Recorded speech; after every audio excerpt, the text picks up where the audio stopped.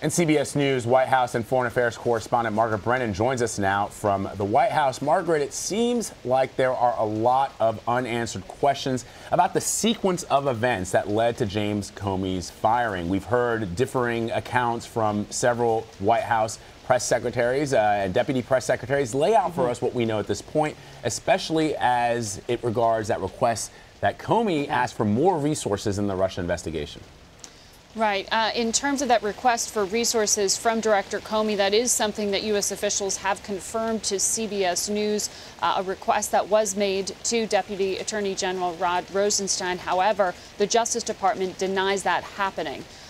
So putting that aside, when it comes to the overall announcement and rollout of the president's decision, well within his right to do, to dismiss the FBI director for any reason at any time, we are getting into issues with conflicting stories and timelines. It's hard to truly fault the White House communications team for this, since they were given next to no heads up that the president had made this decision. And from what we now know, according to the White House account, this was something that the president decided suddenly but had been thinking about for some time. If the two things can coexist, that they argue that there was an erosion of confidence. And if you look back at the president's interview with 60 Minutes, Leslie Stahl, right after his election, he was asked at that time, are you going to ask for Comey's resignation? He said, I don't know yet.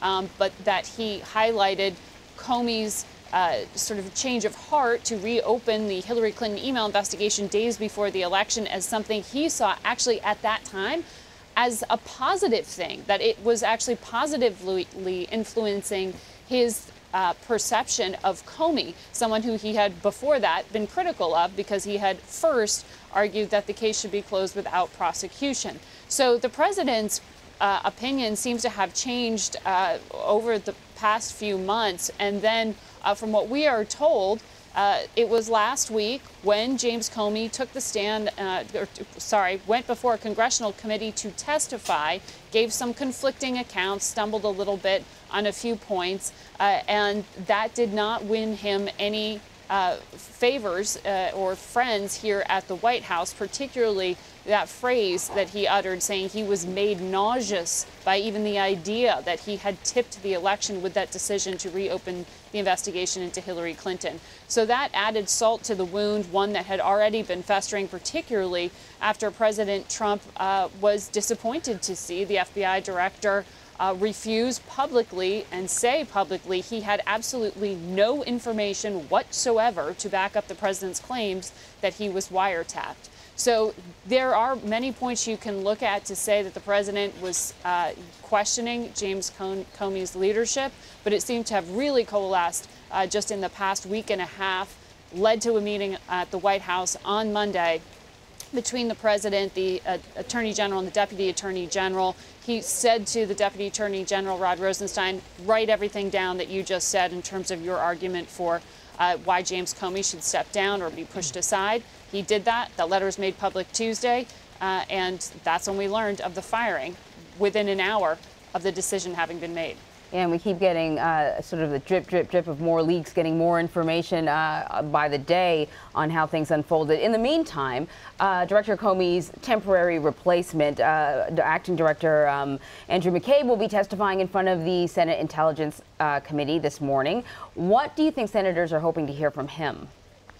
They'll want to know what he can say, if anything, about this ongoing FBI investigation into contacts between Trump campaign members and Russia. However, it's an ongoing investigation, and any credible investigator will decline to share information in any real detail.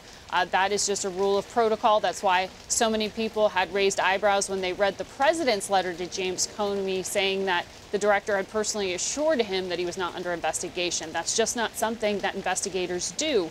That is a breach of protocol if it happened. So I'm sure that question will come up. Can you explain why the president said he was assured 3 times he wasn't under investigation? And can you answer that question now? And I think there will be broader questions about what else is happening at the FBI. I mean, remember, this is the Russia investigation is not the only thing they're handling right now. So whoever steps into Director Comey's shoes We don't have a nominee in place here at the White House ready to go. And there will be questions about what that vacancy will do to the efficacy of law enforcement. Yeah, a lot of questions. Margaret Brennan, thank you very much.